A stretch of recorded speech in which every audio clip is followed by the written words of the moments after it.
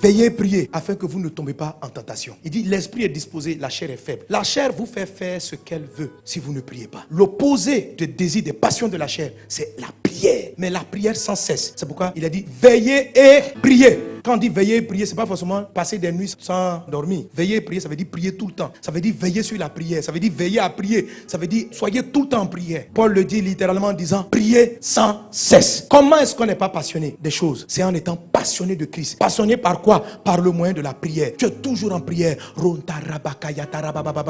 En Luc 21, je crois verset 36, Jésus dit ceci. Veillez donc et priez en tout temps. Cultivez la prière sans cesse. Quand tu dors, prie. Dans ton sommeil, prie. Quand les cauchemars arrivent, prie. Tu te réveilles le matin, prie. Avant de prendre ton petit déjeuner, prie. Au milieu du petit déjeuner, prie. À la fin du petit déjeuner, prie. Avec tes enfants, prie. Lève-toi, prie. Dans ta voiture, prie. Quand tu n'as pas envie de prier, prie. Quand tu as envie de prier, prie. Prie, prie. Alléluia, prie. En tout temps. On dit veillez, priez en tout temps. Saison de pluie, tu pries. Saison sèche, tu pries. Il prie seulement, prie. La prière crée une atmosphère. Quand vous êtes sur un territoire, vous priez. Il n'y a plus de malédiction qui tient. La malédiction est suspendue. Parce que la prière est une zone que Dieu sécurise. Votre vie doit être une vie de prière. Jésus a dit, ma maison sera appelée une maison de prière.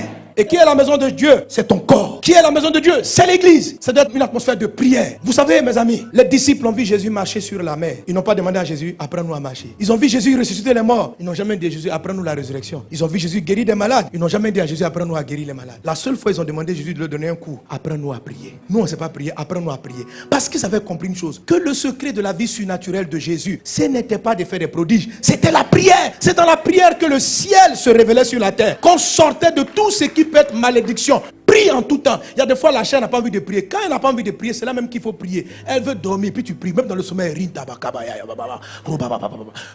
tu pries. Tu te réveilles, tu es en forme, tu pries. Tu as sommeil, tu pries. Prie. Prie. Ne justifie rien. Les disciples disent on a sommeil. Jésus dit je m'en fous. Priez. On dit mais nous on a sommeil. Laisse-nous dormir 30 minutes. On ne dort pas. Priez. Il dit mais comment on va faire? Il dit la chair est faible, l'esprit est disposé. Donc priez. Priez en langue. Priez en esprit. Prie. Dis à ton voisin prie. Tous les hommes spirituels, tous les gens de victoire prient. Et c'est la prière qui prend le temps, qui amène tous ceux qui sont dans votre entourage à être sous bénédiction. C'est comme ça que vous faites transiter la bénédiction qui est en eux. Quand vous priez, les gens qui travaillent avec vous, votre mari, si tu pries, la malédiction ne peut pas le toucher. Quelles que soient les réclamations de ses parents, toi ta maison est devenue une maison de prière. Lui il a un problème dans sa vie. Ton chauffeur, tu pries dans les voitures que tu achètes. Tu pries dans ton magasin. C'est la chair qui va te dire, il ne faut pas prier, que les gens vont te prendre pour un fou. Quelle affaire de fou. Prie, sois fou même, prie. Ta nouvelle boutique tu ouvres, tu dis les gars, on commence par la prière. Rinda baba, apprends à tes collègues à prier. Tu vas préserver leur vie, tu vas préserver leur famille. Ne sois pas un genre, on dit non, les gens vont penser que tu es un intello, que tu es un intello, tu as fait de grandes études. Comment tu crois en des choses comme ça? Les gens qui te parlent sont les diaboliques. Eux, ils vont faire des incantations avant d'arriver dans ton lieu de travail. Et puis toi, tu es prié, ils veulent te donner un complexe de, il faut te jouer un homme comme eux. Tu n'es pas comme eux.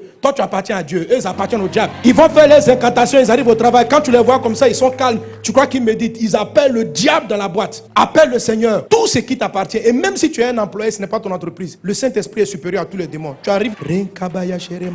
Tu vas paralyser la malédiction qui est sur la société. Tu vas paralyser. Tu vas changer la tendance des choses. Créer l'atmosphère de prière. La prière est une communication avec Dieu. La prière est le câble qui vous connecte au ciel. Alléluia. C'est un câble. Il faut savoir adresser la prière. Écoutez mon message sur 7 étapes pour une vie de prière de victoire. J'explique tout. La prière permet aux anges de monter, de descendre. La prière fait descendre le ciel sur la terre. La prière suspend toute malédiction dans un environnement donné. Amen. Si tu pries que tu vois la malédiction frappe encore, augmente ta prière. Augmente seulement. À un moment donné, elle va renverser la situation. Si une maladie persiste dans ton corps, prie, prie, prie, prie, prie, jusqu'à elle va partir. Prie. Pierre avait une réclamation. Jésus dit, j'ai prié pour toi. La réclamation va plus avoir son effet. Donc il a régné, il est revenu à Jésus. Satan n'a pas gagné. La prière a sorti l'apôtre Pierre d'une réclamation satanique. La prière va sauver vos collègues. La prière va sauver votre conjoint. La prière.